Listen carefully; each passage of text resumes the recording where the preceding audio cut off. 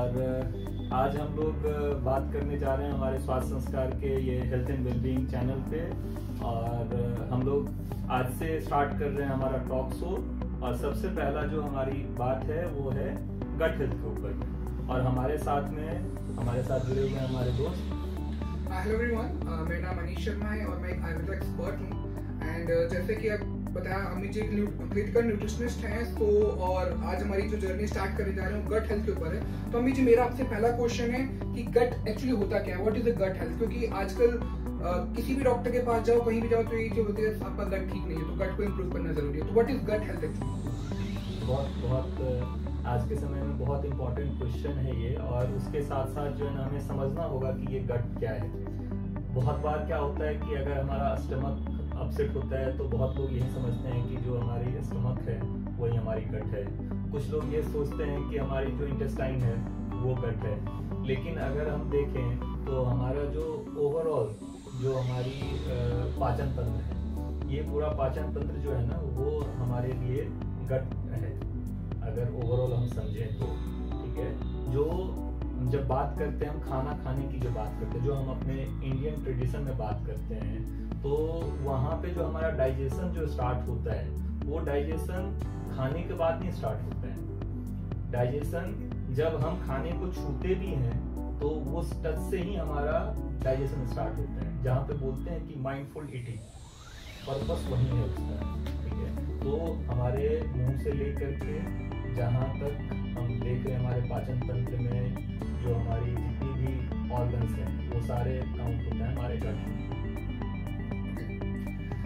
अमित जी, आपसे मेरा second question है। आपने बताया गट हेल्थ एक्चुअली है क्या, और बट अब गट हेल्थ की इंपॉर्टेंस क्या है लाइफ में? क्यों हमें अपने गट को बहुत ज्यादा के लिए केयर रहना चाहिए? उसकी हेल्थ मेंटेन करना क्यों जरूरी है हमारी लाइफ में? उसके लिए इंपॉर्टेंस क्या है, कोई बार बताइए। वैसे ये क्वेश्चन जो है ये आपके लिए ज़्यादा बेहतर होगा, क्योंकि आप एक आयुर्वेदा से हैं और आयुर्वेदा पे अक्सर बात होती है। सबसे पहली चीज़ें जो स्टार्ट होती हैं वो गट से ही स्टार्ट होती है। हाँ, लेकिन इस पे आपसे भी मैं इस पे आपकी राय लूँगा, लेकिन इस पर हम बात करते हैं। आज हमने बचपन से सुना होगा एक वर्ड होता है कि गट इज योर सेकंड ब्रेन। हमारा जो पेट है, या ऐसा भी हमने सुना होगा अक्सर दादी और माँ जो है ना अपनी बेटी को एक तरकीब सिखाती थी कि हस्बैंड का जो स्टार्ट होता है वो उनके पेट से स्टार्ट होता है, प्यार जो स्टार्ट होता है। ठीक है, उस सब के पीछे का एक ही रीजन होता है कि हमारे ब्रेन और हमारे गट का बहुत पक्का रिलेशन है। अगर हमारा पेट अपसेट रहेगा तो हम स्ट्रेस में होंगे, या दूसरे साइड में हम देखें कि हम अगर स्ट्रेस में रहेंगे तो हमारा पेट अपसेट होगा। ठीक है, ये कॉमनली हर कोई जो है ना इसको देख सकते हैं। तीसरी चीज कि आज के समय में हम कुछ भी खाते हैं और वो जो हमारे बॉडी में एब्जॉर्ब होता है, या इनफैक्ट उससे आगे देखें एब्जॉर्प्शन के बाद एसिमिलेशन का भी प्रोसेस है। ये सारा वर्क स्टार्ट होता है हमारे डाइजेशन प्रोसेस से, हमारे गट से। तो अगर हम खाना खाते हैं और हमारी गट हेल्थ अच्छी नहीं है, तो सीधी सी बात है कि हम कुछ भी खाएंगे और उसका डाइजेशन अगर प्रॉपर नहीं होगा तो हमारे हेल्थ पे कहीं ना कहीं प्रॉब्लम आएगा। और आज ये आप और अच्छे तरीके से देख सकते हैं कि मैक्सिमम लोगों का आज जो हेल्थ चैलेंजेस हैं, जो डिसऑर्डर हैं, वो सारा जो है ना लाइफस्टाइल रिलेटेड प्रॉब्लम है। ठीक है, वो हम डायबिटीज देख लें, मोटापा देख लें, पीसीओएस देख लें, थायराइड देख लें, जितने भी हेल्थ चैलेंजेस हैं, और सबके पीछे अगर हम एक रीजन देखें, स्टार्टिंग रीजन देखें, तो कहीं ना कहीं मोर देन 90% केस में उनका गट जो है ना वो अपसेट होता है। ठीक है, तो सिंपल सी बात है कि हमें अगर इसको सही करना है, हम अगर चाहते हैं कि हमारे फ्यूचर में कोई भी हेल्थ चैलेंजेस ना रहे, तो हमें अपने गट का जो है विशेष ध्यान रखना है। बिल्कुल सही कहा। ये जब बात हो ही रही है तो इस पे मैं आपसे, जैसे मैं बताया कि इस पे आप बेटर बता सकते हो, तो एक ये भी, और उसके साथ साथ आयुर्वेदा में एक बात होती है दो सांस को लेकर के, कि अलग अलग पर्सन का एक प्रकृति होता है जिसमें अलग अलग दोसाज होते हैं। तो मेरा आपसे क्वेश्चन होगा कि ये गट हेल्थ में दोसाज का जो है ना क्या इम्पोर्टेंस है और इसके लिए हम बेहतर क्या कर सकते हैं? देखिए अमित जी, जैसे कि हमेशा आयुर्वेद में बात की जाती है कि आपकी जो बॉडी है उसमें 3 प्रकार के अलग अलग दोषा पाए जाते हैं, वात, पित्त और कफ, ठीक है। एंड आयुर्वेद का जो लाइन ऑफ ट्रीटमेंट जो फॉलो भी किया जाता है वो इन्हीं 3 चीजों के ऊपर ही पूरा बेस्ड आउट होता है, ठीक है। बट आज के टाइम में हम लोग देखते हैं कि कोई भी पर्सन कुछ भी खा रहा है, कुछ भी पी रहा है, रीजन है कि वो जानता ही नहीं कि उसकी बॉडी का दोष क्या है, किस प्रकार की उसकी बॉडी है, ठीक है। एंड जब आयुर्वेदा की बात होती है तो हम बॉडी को लगभग 3 प्रकार में बांट देते हैं। अगर आपका कमर से नीचे की बात करें तो वात की बॉडी होती है, कमर से लेकर अपने चेस्ट तक की बात करें तो पित्त की, गले से ऊपर की बात करें तो वापी कफ की बॉडी होती है। और जब भी ये डिसबैलेंस होता है तो सबसे पहला इम्पैक्ट हमारे स्टमक, हमारे डाइजेशन सिस्टम पे पड़ता है, ठीक है। और इसलिए हमेशा कहा जाता था कि जैसा आपका स्टमक डाइजेशन सिस्टम है वैसी आपकी बॉडी होती चली जाती है। और वो क्यों आज के लाइफस्टाइल में इतना ज्यादा प्रॉब्लम आ रही है कि आयुर्वेद की साइकिल के अकॉर्डिंग कहा जाता है कि जब भी आपका सूरज उदय होता है आपकी जठराग्नि उदय हो जाती है, जठराग्नि जलनी शुरू हो जाती है। और जैसे जैसे सूरज पीक पे जाता है, चढ़ता जाता है, प्रवान चढ़ता है, वैसे वैसे उसकी अग्नि बढ़ती जाती है और जैसे जैसे वो नीचे ढलना शुरू होता है जठराग्नि आपकी मंद हो जाती है। बट अभी लाइफस्टाइल देखें तो लोग कभी भी खा रहे हैं, कुछ भी खा रहे हैं, रोज रात 12 बजे खा रहे हैं, 1 बजे खा रहे हैं, 2 बजे खा रहे हैं, और जिस वजह से उनकी जठराग्नि धीरे धीरे मंद होती जाती है। और इस जठराग्नि मंद होने की वजह से पित्त के अंदर एक और प्रकृति होती है जिसके हम कहते हैं आम पित्त, ठीक है। हम आयुर्वेद में कहा गया है जिसके अंदर आम हो जाए उसका काम तमाम हो जाता है। उसका रीजन ये है कि आम बॉडी के अंदर पित्त जो डाइजेशन सिस्टम को पूरी तरह खराब कर देता है और आपका गट पूरी तरह डिस्टर्ब होना शुरू हो जाता है। और जिसके रीजंस होते हैं, मल्टीपल रीजंस हैं, मतलब जिनकी वजह से आपको पीसीओडी और कॉन्स्टिपेशन, गैस, ब्लोटिंग जैसी बीमारियां होनी शुरू हो जाती है। अब मैं बात करता हूँ कि आपको पहचाने कैसे कि वात, पित्त और कफ है, आप किस प्रकृति में आते हैं। तो जो पर्सन वात प्रकृति का है ना उसका वजन नहीं बढ़ता। अगर वो कुछ भी खा ले, कुछ लोग आपने देखा होगा ये कुछ भी खाते, कितना भी खाते, पर उनका वजन वेट नहीं बढ़ता, दैट्स मीन वो वात प्रकृति के हैं। पित्त प्रकृति वाले लोग बहुत कम हैं। मैं बोलूँगा कि लगभग अगर रेशियो ढूंढा जाए तो 20 to 30% लोग पित्त प्रकृति के पाए जाते हैं और इनको ये भगवान का वरदान होता है इनको मंत्र। बट हम देखें तो इंडियन ट्रेडिशन बोलते नहीं है पित्त प्रकृति अच्छी नहीं होती, बट आयुर्वेद की दृष्टि से उनको भगवान का वरदान होता है। वो अपने वजन को, हम किसी भी पर्सन को वजन से बहुत अच्छी तरह से देख लेते हैं और पित्त प्रकृति के पर्सन अपने वजन को बहुत तेजी से घटा भी लेते हैं, बहुत तेजी से बढ़ा भी लेते हैं। उनके लिए वजन को मैनेज करना बहुत आसान हो जाता है। और अगर आप कफ प्रकृति के हैं तो अगर आपका वजन से बढ़ता जा रहा है और आपको घटाना बहुत मुश्किल काम है तो डेफिनेटली आप कफ प्रकृति की सबसे आसान तरीका है अपने प्रकृति को पहचानने का, ठीक है। एंड दूसरा पित्त प्रकृति और कफ प्रकृति के है कि जो पित्त प्रकृति के लोग होते हैं गुस्सा बहुत जल्दी आता है, ठीक है, क्योंकि उनकी अग्नि बहुत ज्यादा हाई होती है और उनकी जो स्किन होती है वो ऑयली होती है। वात प्रकृति वालों की स्किन ड्राई होती है और जो कफ प्रकृति के होते हैं उनकी स्किन बहुत सेंसिटिव होती है, ठीक है। ये 2-3 तरीके मैंने आपको बताया जिस तरीके से अपनी प्रकृति को पहचान के आप अपने खान पान को सुधार सकते हैं। चलिए बहुत बढ़िया। एक चीज आपके कन्वर्सेशन से एक चीज मुझे समझ में आ रहा है, अगर किसी को फिल्म लाइन में जाना हो और तो वो अगर पित्त का प्रकृति का है तो उसके लिए बहुत बेहतर है। हाँ, बिल्कुल। क्योंकि कभी भी किसी फिल्म का उसको जरूरत पड़ गया वेट घटाने का जल्दी घटा लेगा। बिल्कुल सही कहा। बहुत बढ़िया जी। तो हम चलते हैं हमारे नेक्स्ट क्वेश्चन की तरफ। जब भी गट की बात होती है ना तो बहुत बार बोला गया है कि गट में गुड बैक्टीरिया होती हैं, बैड बैक्टीरिया होते हैं। तो मैं जानना चाहूंगी एक्चुअली ये गुड बैक्टीरिया बैड बैक्टीरिया होता क्या है, ये गट में किस तरीके से इसका काम होता है।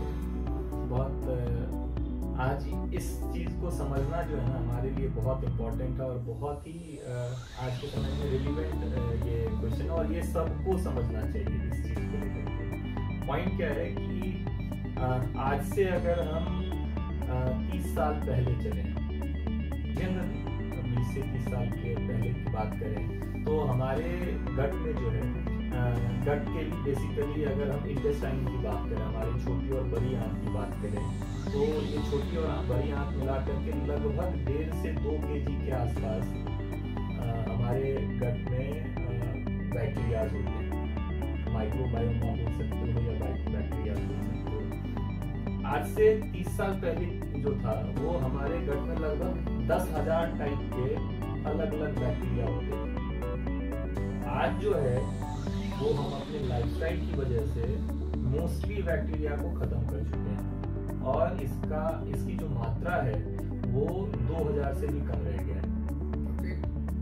ठीक है, हमारे गट में एक बैलेंस होना बहुत जरूरी है। कुछ गुड बैक्टीरियाज हैं, कुछ बैड बैक्टीरियाज हैं, और इस पे बहुत सारा रिसर्च हो चुका है कि अगर हम एक वेट लॉस का एक एग्जांपल लें तो देखा गया था कि चूहे पे एग्जांपल जनरली जितनी भी मेडिकल साइंस का या मॉडर्न साइंस का टेस्ट होता है तो चूहे पे किया जाता है। तो देखा गया था कि एक पर्सन जिसका वेट जो है ना वो ज्यादा है उसके गट से बैक्टीरिया लिया गया था, और एक पर्सन जिसका वेट जो है ना नॉर्मल है उससे जो है ना या कम है तो उसके गट से माइक्रोबायोटा लिया गया था और डाला गया था चूहे में।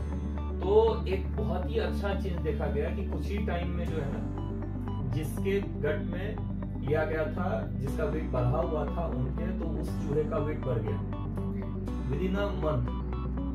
और दूसरा जिसके गट में जिसका वेट कम था उसका बैक्टीरिया डाला गया था तो उसका विद इन अ मंथ जो है ना वेट बहुत फास्ट रिड्यूस हुआ।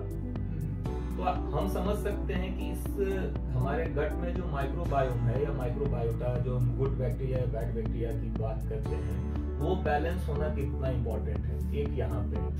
दूसरा, आज के समय में हम लोग सुन रहे होंगे कि विटामिन का बहुत डेफिशिएंसी हो रही है, B12 को लेकर के। तो लोग जो है ना फट से जाते हैं और कुछ टैबलेट उठा करके जो है ना वो लेना स्टार्ट कर देते हैं।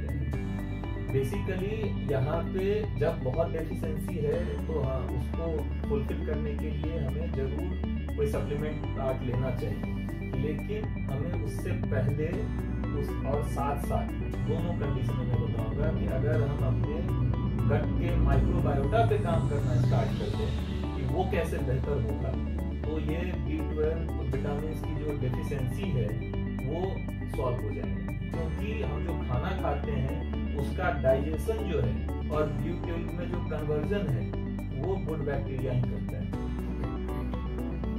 ठीक है, जो आप बात कर रहे थे जठराग्नि की, उदय के साथ में खाना, अस्त के साथ में खाना बंद करना, ये आज मॉडर्न साइंस की बात कर रही है।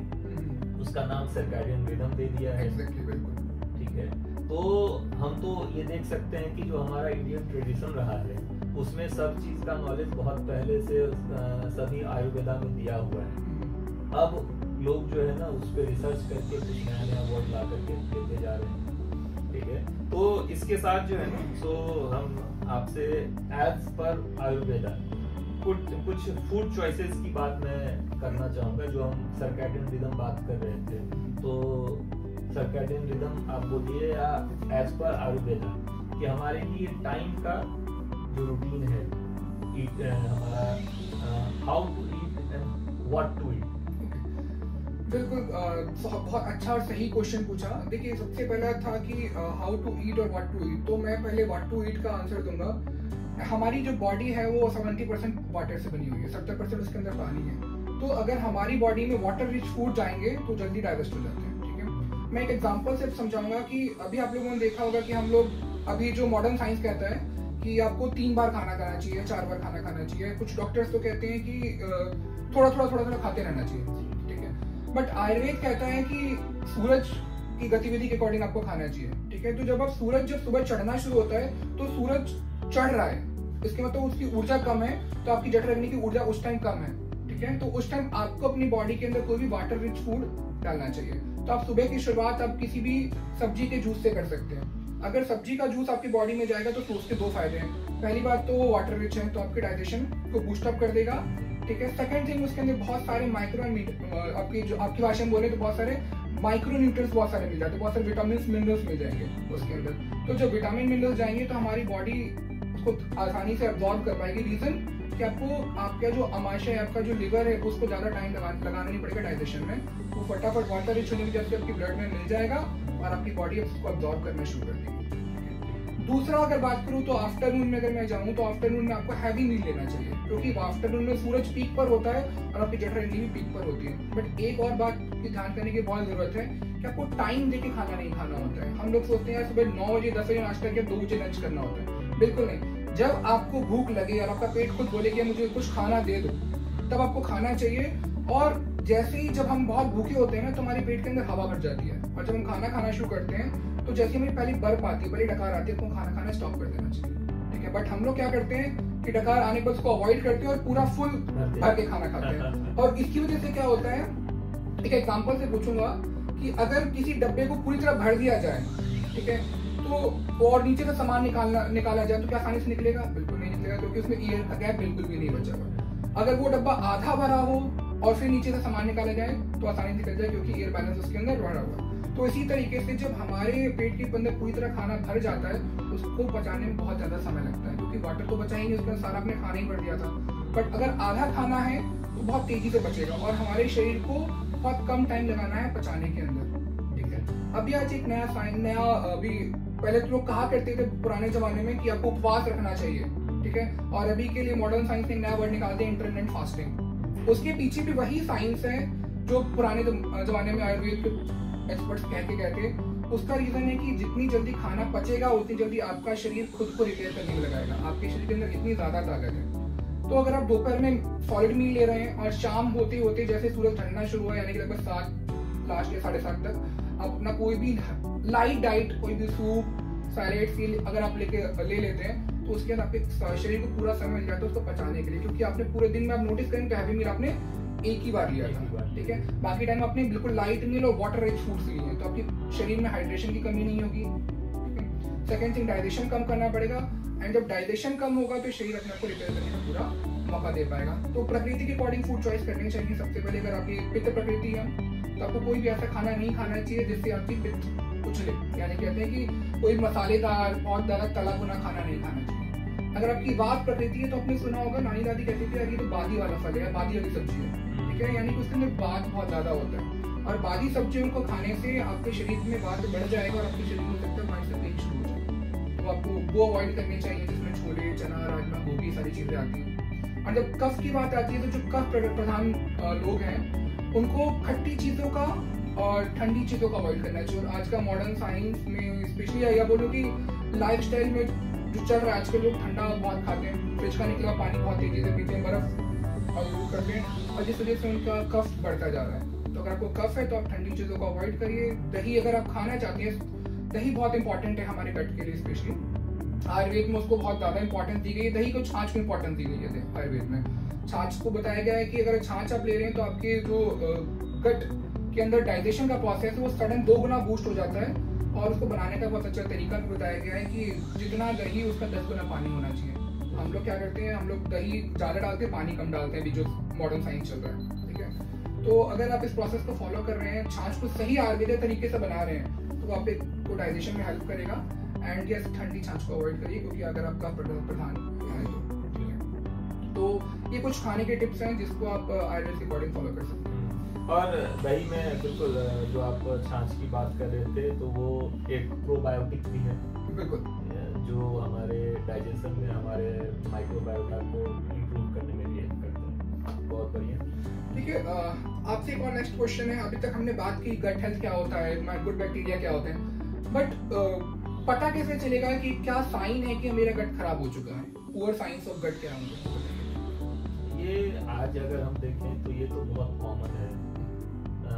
पहले भी मैं बात कर रहा था अभी जस्ट जब हम लोगों का कन्वर्सेशन स्टार्ट हुआ था कि अगर वेट को लेकर के डायबिटीज है, शुगर है, थायराइड है, या जो भी जनरली जो भी आज के समय में लाइफस्टाइल चैलेंजेस देख रहे हैं, उसमें देखें तो मैक्सिमम जो लोग हैं उन सब का गट जो है गट रिलेटेड कोई ना कोई इशू होता है। सेकेंड, आजकल अगर हम देखें तो एक कॉमन हो गया है कि खासकर के लेडीज में उनको जो है ना ब्लोटिंग की प्रॉब्लम होती है, ब्लोटिंग आते रहता है। उसके साथ साथ जो है ना अगर हम टाइमली फ्रेश नहीं हो पा रहे हैं वो भी एक बहुत बड़ा सिम्टम्स है, साइन है, ये देख सकते हैं। और साथ साथ जो है तो अगर यहाँ पे हम देखें, मैं जनरली बात करता हूँ कि अगर हम अपने ओवरऑल वेलबींग कहने का मतलब क्या है कि अगर हम रेगुलर एक्टिविटी में नहीं हैं, प्रॉपर स्लीप नहीं ले रहे हैं, स्ट्रेस, आज कुछ भी आप कीजिए तो हमारा लाइफस्टाइल ऐसा हो गया है जहाँ पे स्ट्रेस तो क्रिएट होता है। अगर हम स्ट्रेस मैनेजिंग एक्टिविटी नहीं कर रहे हैं और प्रॉपर न्यूट्रिशन डाइट नहीं ले रहे हैं, और ये मैक्सिमम लोगों का इम्बैलेंस है, ये इम्बैलेंस है तो उसका इम्पैक्ट हमारे गट पे आता ही आता है। ठीक है, आज लोगों का जब से ये ऑनलाइन फूड डिलीवरी स्टार्ट हुआ है, उस फूड डिलीवरी पे क्या हो रहा है, हम लोग घर में खाना प्रिपेयर नहीं करते हैं और बाहर से जो आता है वो क्या खा रहे हैं क्या नहीं खा रहे हैं उसका कोई पता नहीं, जो हमारे पेट में क्या डाल रहे हैं, जस्ट हम पेट भरने के लिए खा रहे हैं, तो वो सब जो है चीजें हमारे गट को डिस्टर्ब कर रहे हैं। अगर ऐसा कुछ भी हमारा लाइफस्टाइल है तो हमारा गट जो है ना वो डिस्टर्ब है ही। तो हमें सबसे पहली चीज क्या है कि हम इस पे काम करें, जितना लाइफस्टाइल में हम सुधार सकते हैं सुधारें। सेकेंड कि हमें जो है ना हमें एक एक्सपर्ट की सलाह लेनी चाहिए जहाँ पे वो हमें प्रॉपर गाइड कर पाए। ठीक है, वैसे मैं आपके क्वेश्चन से थोड़ा आगे बढ़ गया हूँ कि आप पूछ रहे थे कि पुअर गट हेल्थ का साइन क्या है। कोई बात नहीं, ठीक है, लेकिन ये भी मेरी जिम्मेदारी बनती है कि अगर हम स्वास्थ्य संस्कार पे बात कर रहे हैं तो हम लोग यहाँ पे वो संस्कार मीनिंग है हमारी हैबिट, और वो हैबिट सुधारना हमारे लिए बहुत इम्पोर्टेंट है। ठीक है, तो आप एक या तो हमारे साथ हमारे चैनल पे हमारे साथ में गूगल फॉर्म के थ्रू कनेक्ट कीजिए और हम आपको गाइड करेंगे कि गट हेल्थ को नेचुरली कैसे संभाला जा सकता है। ठीक है, और अपने गट का सबसे पहले ध्यान रखें, आयुर्वेदा के पॉइंट ऑफ व्यू से भी आपने बताया है। ठीक है, तो ओवरऑल जो है ना गट हमारी सबसे इम्पोर्टेंट सिस्टम है जिसे हमें ध्यान रखना चाहिए और इस पे सबसे पहले काम करना चाहिए। अमित जी, मेरे आपके लिए नेक्स्ट क्वेश्चन मेरा ये है कि किस तरीके से, क्योंकि बहुत बार देखा गया है कि अगर आप सुबह, आपने जैसे बताया कि गट की वजह से कॉन्स्टिपेशन बोटी जैसी प्रॉब्लम होती है, तो बहुत बार देखा गया है कि अगर आप सुबह सही से फ्रेश नहीं हुए हैं तो आपका पूरी माइंड भी डिस्टर्ब रहता है। तो गट एंड ब्रेन का क्या कनेक्शन है? गट दूसरा हमारा ब्रेन है। मैं इसका चर्चा फर्स्ट क्वेश्चन से ही मैंने देना स्टार्ट कर दिया था कि गट को जनरली हमारा दूसरा ब्रेन माना ही जाता है, और बोलते भी हैं कि अगर आपका पेट खराब है तो आप स्ट्रेस में रहोगे, और स्ट्रेस में हो तो गट जो है ना वो खराब रहेगा। और इसके साथ साथ अगर हम स्ट्रेस मैनेज के लिए अगर हम फिजिकल एक्टिविटी पे भी ध्यान दें, जब भी आप देखेंगे जो भी लोग रेगुलर एक्सरसाइज में रहते हैं उनको आप देखोगे कि उनका हार्मोन्स इतना बैलेंस रहता है कि वो बहुत ज़्यादा स्ट्रेस लेते नहीं हैं। ठीक है, जब मैं पीछे बात कर रहा था वो चारों चीज़ों को जो बैलेंस करने की बात कर रहा था, इस बैलेंस में मैं यहाँ पे सिर्फ ये नहीं बात किया कि आप सिर्फ खाने पे ध्यान दो। मैंने क्या बात किया कि एक्टिविटी डालेंगे, जो एक्टिविटी है वो हमारे ब्रेन हेल्थ के लिए भी हेल्प करता है, स्ट्रेस मैनेजमेंट में भी हेल्प करता है। पॉजिटिव मेंटल एटीट्यूड जो है, हम अच्छी किताबें पढ़ें, वो अच्छी किताबें क्या है, वो हमें क्या देता है, हमारे माइंड को काम करता है, रिलैक्स करता है। जब हम रिलैक्स होते हैं तो हमारे गट में जो है ना वो हमारे बॉडी में गुड हार्मोन सीक्रेट होता है। बहुत सारे हमारे बॉडी में ऐसा केमिकल रिएक्शन होता है जब हम स्ट्रेस में होते हैं। आप देखोगे कि बहुत आदमी का ऐसा होता है स्ट्रेसफुल ईटिंग करते हैं, तो वो स्ट्रेसफुल ईटिंग जो है ना उसमें जनरली बोला जाता है कि ऐसे टाइम में हमें खाना नहीं चाहिए, क्योंकि वो प्रॉपर ढंग से हमारे बॉडी में लगता नहीं है। वो खाने प्रोसेस में हमारे गट में कोई चैलेंज नहीं आ रहा है, क्योंकि जब हम स्ट्रेस में होते हैं तो हमारा ब्रेन इस तरीके से वर्क करता है कि कुछ ऐसे हार्मोन्स जो है ना वो सीक्रेट होता है जो हम एंगर में होते हैं, तो वो हमारे हेल्थ पे एडवर्स इफेक्ट डालता है। ठीक है, तो बहुत बहुत तगड़ा कॉम्बिनेशन जो है हमारे गट का और ब्रेन का है। वहीं पे बात आती है माइंडफुल ईटिंग की, जो बात आती है। ठीक है, एक एग्जांपल से, छोटा सा एग्जांपल से मैं बताता हूँ। आज जिनको भी गोलगप्पा अच्छा लगता है, गोलगप्पा बोल दो, पानी पूरी बोल दो, पुचका बोल दो, जो भी आप बोलो, जिस भी जगह पे हैं, अगर आपको अच्छा लगता है और आज अभी आपने नाम सुना तो आपके मुंह में जो है ना पानी आ गया होगा, ठीक है। अभी हमारे पेट में नहीं गया है, लेकिन उसका डाइजेशन प्रोसेस कहाँ से स्टार्ट हुआ? क्योंकि हमारा ब्रेन जो है ना उसको सोच लिया, उसको लेकर के जो है ना डाइजेशन प्रोसेस स्टार्ट कर दिया। आप समझ सकते हैं कि हमारा ब्रेन जो है ना गट से कितना कनेक्टेड है, ठीक है ना। जो भी हमारी फेवरेट फूड है, जो भी हमको खाना अच्छा लगता है, उसके बारे में अगर हम सोचने जाए कि हमारे इमेज बनता है और इमेज का जो है ना डाइजेशन स्टार्ट हो जाता है, ठीक है। तो बहुत इंपॉर्टेंट है कि हम अपने गट हेल्थ के लिए ब्रेन को भी और ब्रेन हेल्थ के लिए गट को भी, दोनों को बैलेंस करके चलें। तो इस जगह पे जो है ना फाइनली मैं आज का जो टॉपिक है उसको क्लोज करना चाहूँगा। गट हेल्थ पे बहुत सारी चीज़ें हैं जो हम लोगों को बात करनी जरूरी है। आज अवेयरनेस फैलाना बहुत जरूरी है। तो जरूर मुझे लगता है कि ये एक सेशन से नहीं होने वाला है, हम लोगों को 4-5 सेशन 4-5 वीडियो बनाने होंगे और उस पर जो है ना हम लोग बेटर तरीके से अवेयरनेस दे सकते हैं, ठीक है। So next. So thank you so much Amit ji. No doubt बहुत अच्छा सेशन रहा और मुझे पूरी उम्मीद है कि हमारी जो भी ऑडियंस हमें देख रही होगी उनके बहुत सारे क्वेश्चंस के आंसर मिल चुके होंगे। सो बने रहिए हमारे इस गट हेल्थ सीरीज पे, क्योंकि 100% मुझे पूरा बिलीव है कि आपकी गट को ट्रांसफॉर्म करने में बहुत ज़्यादा मदद करेगा। और हमारी और भी वीडियोस को इसी तरह देखते रहने के लिए हमारे चैनल को लाइक करें, सब्सक्राइब करें और यस बेल आइकन को दबाना ना भूलें। Thank you.